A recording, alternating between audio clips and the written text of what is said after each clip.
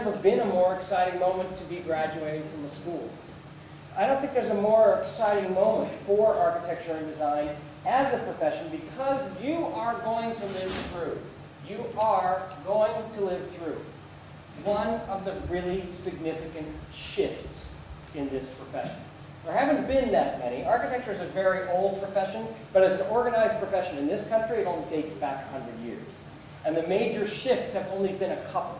And one of those shifts was caused by a change in technology. That was the introduction of steel as a building material that happened at the end of the 19th century through a series of processes developed here and in Germany that allowed us to go from buildings that went this way to buildings that went this way. And accompanying that was the creation of the elevator that made going this way possible beyond 4 or 5 floors. So that was a technological shift that changed the architectural landscape, the design landscape, because we could create buildings that we never had created before. The second major shift that happened in architecture happened basically after World War II.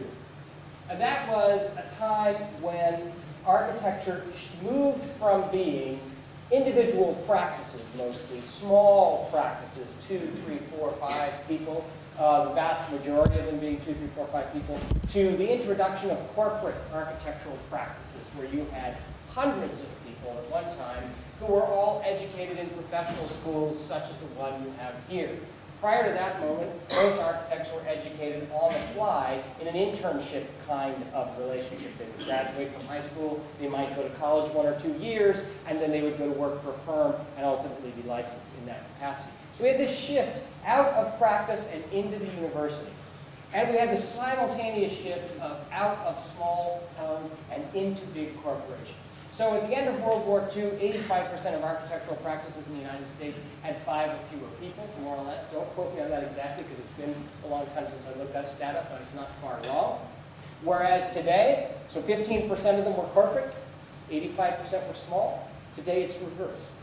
85% of the architectural employees, there are about 80 to 85% of architectural employment, is in large firms, and 10 to 15 to 20% of it is in small firms. That's a very, very major shift. What's the third shift? You're going through that shift right now, and I will borrow a prop to tell you what it is. Thank you. It's this. It's this little toy. Don't worry, I won't drop. Oh my God. It's this little toy. It's a machine that didn't exist prior to World War II, although it was thought of at that point. And when it did start to exist, it would fill up a room the size of this. You've all been around long enough to watch them shift from things that were desk-bound, right, to something you could carry around like this, to something that you carry around in your pocket and call an iPhone, right? All of those are computers, and with them came the ability to change the way we present our material, right? Change the way we work. So how many of you are learning how to draft by hand? Oh, good, like 6. Just 10 years ago, it would have been all of you. 20 years ago, when Robert Gonzalez and Adam Bizen were in school, none of you would have had a computer. Just 20 years, basically your lifespan, has shifted architecture from an entirely hand-rendered, drawn, and produced product to one that's completely done in a machine. That shift has also allowed us to change the way buildings look. They can tilt, or lean, or weigh, or wobble, or do anything you want them to do as a designer. Not possible 20 years ago, because you couldn't do the calculations for the most part to make that kind of work happen. As part of that shift, with the information age arriving, you are more in control of your destiny than you have ever been before. You are more in control because you've got information in front of you that you never could have had before. It just wasn't available.